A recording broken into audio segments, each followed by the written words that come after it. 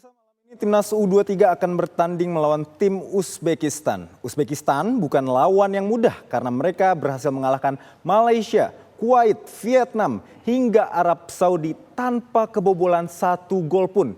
Namun torehan prestasi dari timnas Indonesia juga tidak bisa dibilang kalah mentereng karena dapat mengalahkan Australia, Yordania hingga raksasa sepak bola Asia, Korea Selatan.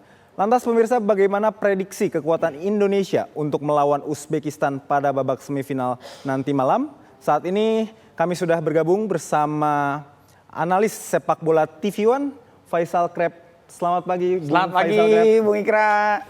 Bung Faisal Kreb, 29 April 2024 akankah menjadi hari bersejarah bagi timnas kita dapat melenggang ke partai final Piala Asia U23 2024. Bagaimana peluang timnas melawan Uzbekistan malam nanti?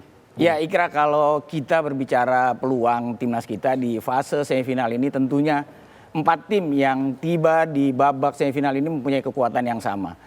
Walaupun kalau kita berbicara terkait statistik maupun histori, Uzbek memang lebih unggul dibandingkan kita. Tapi lupakan itu, jangan pernah melihat histori maupun statistik di babak ini.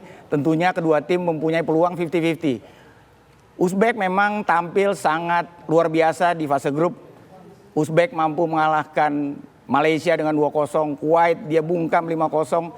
Sementara di laga pamungkas grup D, Vietnam yang menjadi korban dengan digulung 3-0. Dan di fase perempat final, Uzbek juga mampu mengalahkan Arab Saudi yang notabene banyak diunggulkan banyak pihak bahwasanya Arab yang akan bertemu kita di babak semifinal. Namun Uzbek membalikan semuanya dan Uzbek mampu mengalahkan Arab Saudi dengan skor yang meyakinkan 2-0. Tapi yang jangan dilupakan, timnas kita juga datang ke babak semifinal ini dengan predikat sebagai pembunuh raksasa Asia. Terbukti Indonesia mampu melibas Australia, Yordania maupun Korea Selatan yang baru saja kita pulangkan berapa hari lalu. Dan itu menjadi bukti sahih bahwasanya permainan timnas Indonesia tidak bisa dipandang sebelah mata. Oke, Bung Kreb, ini kita ketahui bersama bahwa Uzbekistan ini merupakan lawan yang cukup berat nanti malam. Menurut Bung Kreb sendiri, apa yang perlu timnas Indonesia waspadai agar syukur-syukur kita bisa menang, namun kita bisa tetap clean sheet juga gitu untuk melenggang ke partai final? Ya, kalau kita lihat permainan timnas kita, tren positif sedang menaungi permainan timnas kita. Modal mental menjadi kunci di laga nanti malam, apalagi kita meraih kemenangan yang sangat fantastis dan sensasional di babak sebelumnya. Dan itu akan menjadi modal berharga bagi Marcelino, Ferdinand dan kawan-kawan untuk menatap laga nanti.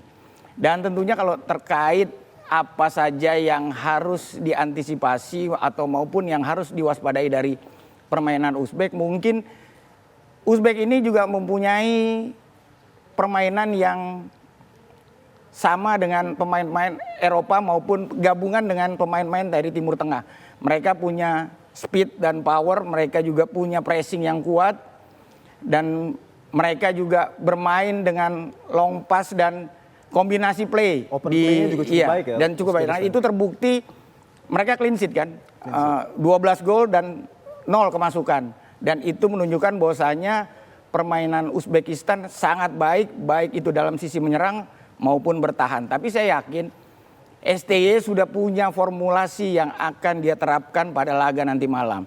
Dan saya yakin apabila timnas kita mampu bermain seperti yang diterapkan pada saat menghadapi Korea Selatan, tentunya kemenangan sudah menjadi harga mati bagi timnas kita untuk meraih 1 tiket melanggang ke Olimpiade Paris yang akan berlangsung Juli nanti. Baik, harus bermain seperti saat melawan Korea Selatan kemarin agar dapat memenangkan pertandingan.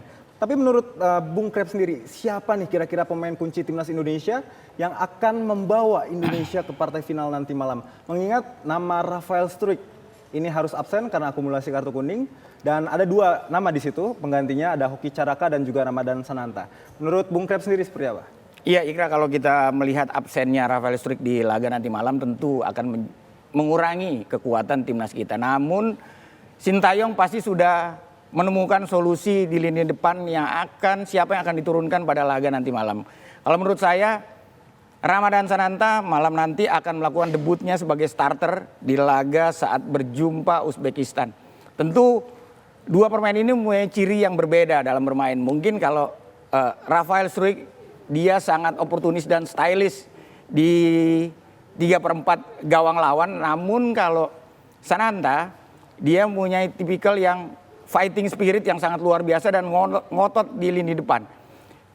Kuncinya adalah harus banyak aliran atau sirkulasi bola dari second line kepada striker kita yang ada di depan. Di situ ada Witan, ada Ramadhan Sananta dan juga kemungkinan ada Valentino. Baik. Tugas dari Ivar Jenner dan Nathan Cho itu diharapkan menjadi poros atau holding yang bisa mengalirkan bola-bola kepada lini depan kita. Baik, Bung Krep, ini menarik sekali karena beberapa nama pemain muda kita yang cukup luar biasa di ajang Piala Asia U23 ini.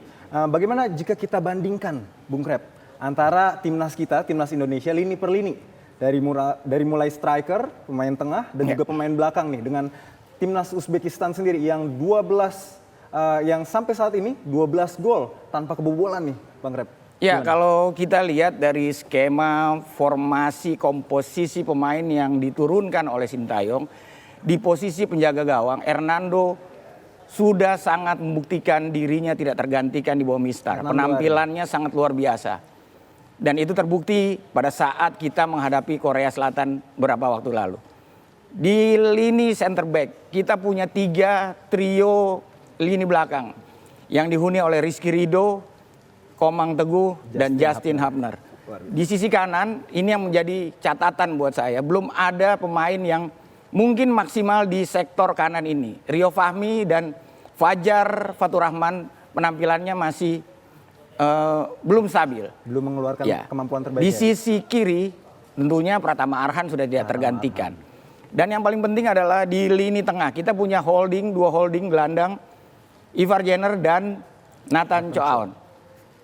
Dan di sisi lini depan kita punya Witan dan malam nanti kemungkinan Sananta kalau menurut saya akan diturunkan sejak menit awal dan ada Marcelino Ferdinand yang bermain cukup luar biasa, mempunyai kepercayaan diri yang tinggi dan dia tidak pernah panik saat dikepung lawan dan dia begitu main terasa begitu nyaman gitu dan rileks gitu. Jadi mempunyai skill tinggi dan teknik yang sangat luar biasa menurut saya. Jika dibandingkan dengan pemain Uzbekistan sendiri nih dari lini per lini kita, itu menurut pandangan Bung Krep akan seperti apa nanti malam? Jika kita melihat penampilan dari Uzbekistan, Uzbek ini mempunyai permainan yang sangat kolektif. Dan itu terbukti dari 12 gol yang disarangkan selama 4 pertandingan, mereka belum sama sekali gawangnya ternoda oleh tim-tim lain. Dan itu merupakan bukti bahwasanya Uzbekistan ini juga tidak bisa dipandang sebelah mata. Namun yang perlu kita ingat, Korea juga datang di babak perempat final dengan status clean sheet. Dengan status clean sheet tapi nyatanya kita mampu mengalahkan itu. Ini tipe permainannya sendiri, Bung Krep, mirip-mirip nggak sih timnas kita dengan timnas Uzbekistan? Melihat beberapa gol timnas kita sendiri tercipta ini dari open play gitu. Ya, kalau kita melihat dari permainan kita, dalam sepak bola itu selalu dinamis. Tinggal bagaimana para pemain bisa mengimplementasikan apa yang diinstruksikan kepada pelatih. Filosofi, kalau menurut saya filosofi dari permainan Sintayong sendiri tentunya adalah counter attack. Compact defense, counter attack. Tapi di ajang Piala Asia U23 ini timnas kita mampu memainkan berbagai skema variasi serangan. Baik itu mulai dari possession, build up play, kombinasi 1-2 di 3/4 lapangan lawan dan juga direct play. Dan itu terbukti pada saat kita menghadapi Korea Selatan, umpan jauh direct play yang dilakukan oleh Ivar Jenner dan itu berbuah gol yang diselesaikan oleh Rafael Struijk. Kombinasi 1-2 yang diterapkan oleh Marcelino Ferdinand pada saat kita mengalahkan Yordania, mereka berani bermain 1-2 di dekat area penalti Jordan pada saat itu dan itu juga berbuah gol. Jadi tentunya pada saat menghadapi Uzbekistan ini nanti tentunya kita harus lebih variatif dalam melakukan serangan. Tentunya tak hanya melalui open play tapi juga melalui set piece. Bola-bola mati, baik itu corner kick, karena pada saat kita menghadapi Australia saya sudah melihat ada variasi pada saat bola mati pada saat terjadinya tendangan pojok, dan itu harus lebih banyak variasi yang diterapkan oleh para pemain-pemain kita tuh. Dan tidak hanya pada corner kick. Pada saat tendangan bebas juga mungkin nanti malam Sintayong juga sudah menyiapkan beberapa variasi yang akan diterapkan untuk membongkar pertahanan dari Uzbekistan sendiri. Dan menurut saya itu, dan selain bola mati, throw in itu juga menjadi lemparan ke dalam yang dilakukan Pratama Arhan. Itu juga menjadi senjata buat timnas kita. Menurut saya mungkin variasi lemparan ke dalam harus mungkin agak lebih dibuat lebih bervariasi, karena jika kita langsung direct ke gawang mungkin itu sudah dibaca dan diantisipasi oleh pemain-pemain Uzbekistan. Bung Krep, jika pertandingan terakhir Indonesia ini harus menempuh jalur adu penalti, tendangan adu penalti di pertandingan nanti malam, semifinal nanti malam, ini kemungkinan untuk terjadi tendangan adu penalti yang Bung Krep lihat ini akan seperti apa? Akankah terjadi pertandingan penalti atau nanti skornya sudah akan selesai dalam waktu 90 menit gitu? Iya, tentunya kita berharap laga nanti malam tidak sampai dengan perpanjangan waktu. Kita berharap timnas kita mampu bermain maksimal dan mampu memenangkan pertandingan nanti dan menyegel 1 tiket untuk lolos ke Olimpiade. Tapi apabila pertandingan nanti malam harus terjadi dengan perpanjangan waktu dan adu penalti, tentunya ini keuntungan bagi timnas kita. Karena timnas kita mentalnya sekarang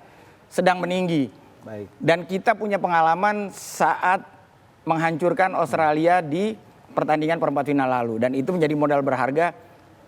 Dan itu belum pernah dihadapi oleh Uzbekistan. Karena atmosfer dari tendangan penalti itu berbeda kan. Beda memang. Tapi terakhir nih, prediksi skor Bung Krep, siapa tahu benar gitu kan nanti malam.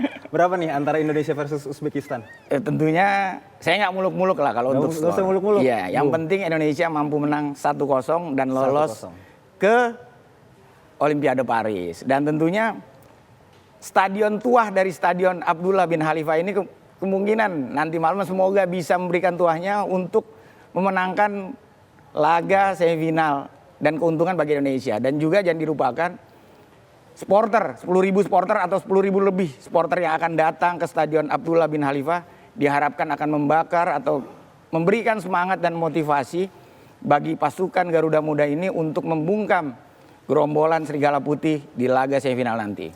Baik, 10.000 supporter timnas Indonesia yang selalu bernyanyi sepanjang di Qatar pertandingan nanti malam, dan juga jutaan rakyat Indonesia yang tentunya akan mendukung timnas kita, berharap akan Indonesia diberi kemenangan pada pertandingan semifinal nanti malam. Terima kasih banyak Bung Faisal Krep sebagai analis sepak bola TV One.